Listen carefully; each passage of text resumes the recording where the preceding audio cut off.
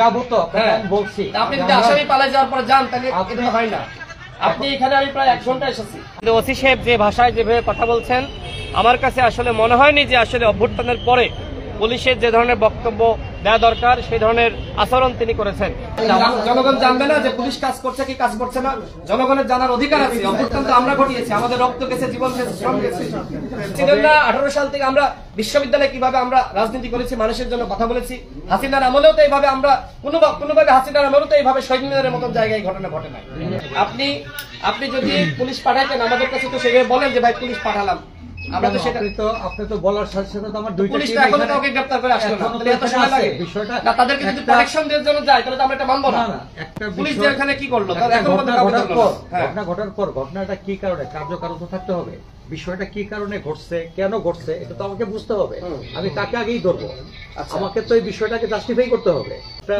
Legal একটা গ্রাউন্ডে যে ছবি, এই ছবি থাকার পরে আপনি ভিডিও দেখেন নাই, এই ছবি আর ভিডিও থাকার পরে যদি আপনার লিগ্যাল গ্রাউন্ড লাগে তাহলে তো ওই হাসিনার আমলের ওই পুলিশ এখানে তো হবে না। এখানে বলে যা হয়েছে ওই ধরনের পুলিশ আমরা চাই না, আমরা জনগণের পুলিশ চাই।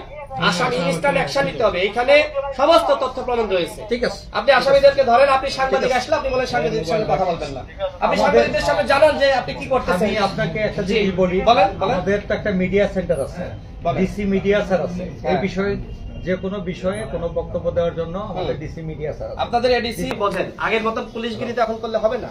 এখন তো আপনারা আপনাকে আমি সহযোগিতা করব।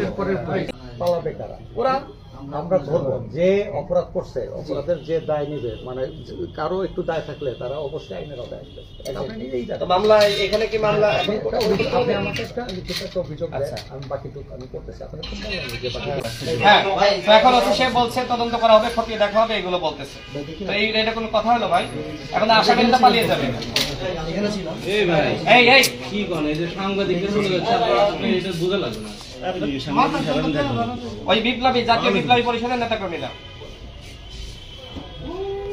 জি জি আপনি একটু ওইখানে এখনো আছে, ঠিক আছে? ওরা তো ইনস্ট্যান্ট দেরি করলে তো পালিয়ে যাবে সবাই।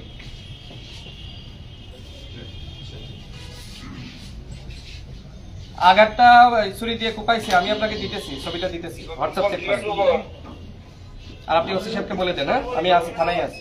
এখানে ছুরি দিয়ে তার কপালে কেটে ফেলা হয়েছে, তার কপালে জখম করা হয়েছে, তাকে গণপিটুনি দেওয়া হয়েছে এক ধরনের। তিনি মারাও যেতে পারতেন। আমি জানার সাথে সাথে সেখানকার সাংবাদিকরা আমাকে ফোন করে জানিয়েছেন যে ফারুক হাসানের উপর ব্যাপকভাবে হামলা চলছে।